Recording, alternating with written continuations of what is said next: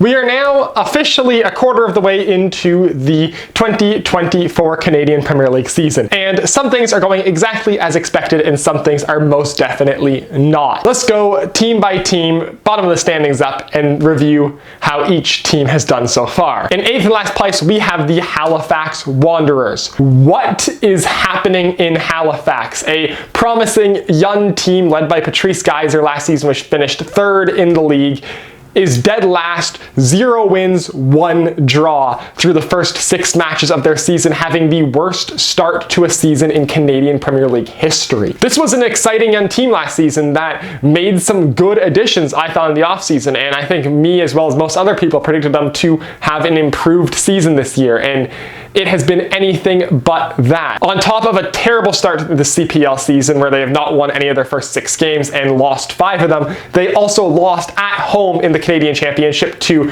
League One Quebec side CS Saint Laurent on penalties, and after that match it seemed like all the confidence and effort was just gone from this team. They've looked dead inside since that moment and just have been able to string nothing together. Now this is Patrice Geyser's first real slump as a professional coach, and all of this relies on him to be able to pull this team out. The talent is obviously there. This is a very talented group and a group that should be competing in the Canadian Premier League. Geyser either needs to pull them out of this slump and get them back to their winning ways, or he needs the boot sooner rather than later before Halifax is too far out of a playoff spot for it to matter. Now, of course, last season the Wanderers didn't win a game until their 9th game of the season, but they had drawn most of those first 8 games. I think they had something like 5 draws in the first 8 games, and also they had a less balanced schedule and were more on the road to start last season than they have been this season, at least through the first 6 games. So, disastrous start for the Halifax Wanderers. They need to find a way to turn it around. 7th, we have Valour FC. Things are as expected for Valour. The renovations to their stadium have kept them on the road for the entire first quarter of this season. They play their first home game this weekend on match week 8. At the beginning, it looked like things were about to start out as worse as they possibly could. 0-5 through the first 5 games of the season. However, a road win against Halifax and a road draw against Cavalry put them up to 4 points through their first 7 games, all exclusively on the road. And, well, not incredible, 6 points would have been nice. 4 points having played half of your season's away games and no home games puts you in a position where you could go on a massive run at home and make the playoffs. That is still very much attainable for Valour. If they can win at a decent rate at home and take full advantage of the home field advantage, they should still be able to push for a playoff spot. Now, they didn't look good in the first 5 games of the season, and their 2-point gaining games came on the road against teams that are underperforming to start the season, but it's not dead in the water for Valour just yet. 6th place, we have Cavalry FC. Last season's regular season champions, Cavalry are off to a surprisingly slow start. 1 win, 5 draws, 1 loss. They have not been losing, which is good, but they have not been winning either. Tobias Warszewski with 3 goals has stepped in with basically no rust after taking a year off of professional football last year. He has been solid and filled the shoes of Meyer Beaven just great for Cavalry. I think 9 goals for, 8 goals against. Their defense just needs to solid up a little bit. They've missed Kobza for a couple of games, which probably hurts that. And also Ali Musi as well has missed a couple of games and has not scored a goal yet this season, only having a couple of assists. Once Musi starts getting back into the groove and picking back up, and Kobza is a regular fixture on that back line, things should start to level out for Cavalry and they should start to sail just fine. They just need an extra goal here or there and they're at the top of the table. They're not losing. They're a solid team. They'll be fine. 5th, we have York United. York, exciting as always. 3 wins, 1 draw, 3 losses, 11 goals for, 11 goals against. They just fired Martin Nash because they wanted a manager who plays a more entertaining style of football, but York is the most entertaining team to watch in the Canadian Premier League. You know it's going to be a goal fest whenever they play. It's just unclear as the goals are going to be for or against York. They got off to a slow start, losing 3 of their first 4, but they've been solid the last 3 games, winning 2 out of 3 and getting 1 draw in them. Brian Wright has been absolutely fantastic to start the season, 4 goals and some assists. Same with Austin Ritchie, 3 goals for him. Those 2 are being a dynamic front 2 up front for York United. Their ability to hang around in the playoff box entirely depends on how much those 2 guys can keep up that pace, or if not, they're going to need more from Mo Babuli and some of the offensive depth going forward. Also for York is they've only had 7 minutes of play in 1 substitute appearance from Osvaldo Leon,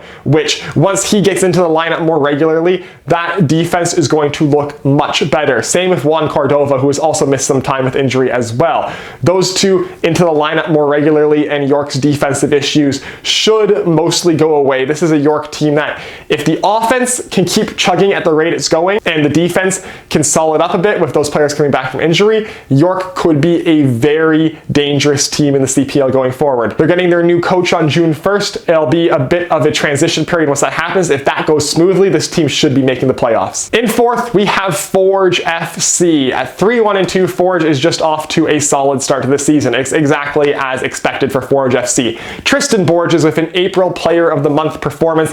I called coming into the season that he was going to be a Player of the Year contender, and he came storming out the gates with a Player of the Month award to start off the CPL season. Daniel Parra also has been an absolutely fantastic loan-in signing from Mexico. He might be the most solid fullback I've ever seen in the Canadian Premier League. Forge's biggest problem right now is they don't have a striker. Campbell's been hurt for a bit, and it's very obvious that this team is missing Woobens Pacius. They've been playing false nines and not true strikers at striker. Woobens Pacius dearly missed. They need a striker or something soon if they want to be a true contender in the Canadian Premier League this season, or else it's going to be a lower tier playoff spot. In third, with a 3-2-2 record, we have Pacific FC. 6 goals for, which is incredibly low, but 3 goals against the best defense in the Canadian Premier League.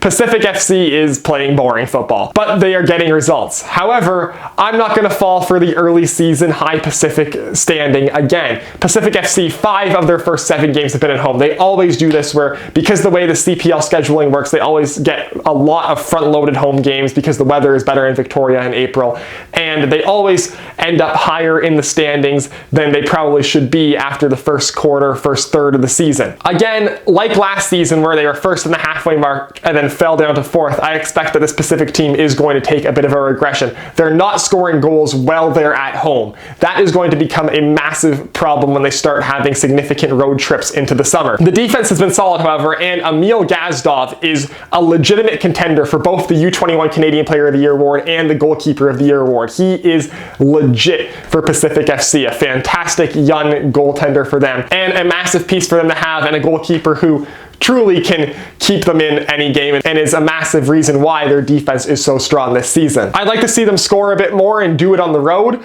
but Pacific to start the season has set themselves up pretty well to make the playoffs. In second place, we have Vancouver FC, the positive surprise of the Canadian Premier League season. Who would have thought that a quarter of the way through this year, Vancouver would be in second? 12 goals for, 10 goals against. It is a high-flying Vancouver FC team. The front two of Moses Dyer and Alejandro Diaz have been excellent for Vancouver FC. And of course, the additions of players like Moses Dyer and David Norman Jr. have proved to be massive for the Vancouver squad. Now, of course, they have the same sort of issues as Pacific with the home schedule. They're 3-1-0 at home and 1-0-2 on the road. However, their schedule has been a bit more balanced than Pacific so far, and so that just makes this look a bit more sustainable. However, the goals they are conceding does not look as sustainable as if the offense dries up and the defense continues to land goals at this rate, things are going to fall off a cliff very quick for Vancouver. I would like to see a bit more from their youngsters, as a lot of those young players who they were showcasing last season have not been major contributing factors in the team so far this year. I'd like to see more of James Cameron especially,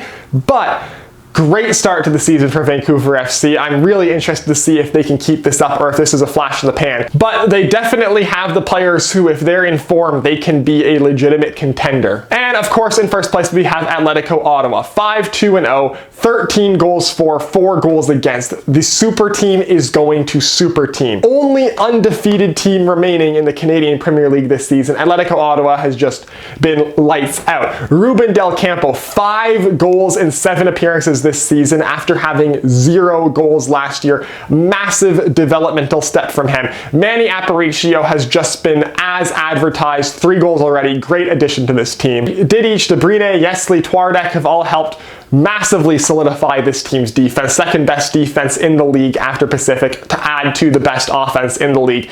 They are just the best team in the league, both on paper and in practice now, as they have just come out and done exactly what everyone expected them to do and dominate. And the most terrifying part is Ollie Bassett hasn't even been putting up numbers. He hasn't scored this season. He has 2 assists, and yet it doesn't matter. This team is so stacked that the guy who has been one of the most dominant offensive contributors in the CPL the last 2 seasons, scoring 0 goals through 7 games, doesn't even faze them. It's a terrifying Ottawa squad that's been built right here. And bar massive injuries across the board, they should just continue to trickle on as they have been doing. So that is how everything stands in the Canadian Premier League through the first quarter of matches. Halifax and Cavalry both got to step it up. Can Vancouver keep this pace going? A lot of exciting questions going into quarter two. This already has been one of the most interesting seasons in the history of the Canadian Premier League, and the storylines should only get better as we continue to go on. So that is for this video. As always, if you'd like to hit like if you want to see more of my stuff, hit subscribe, follow me on Twitter, link is down below in the description, and I will see you next time.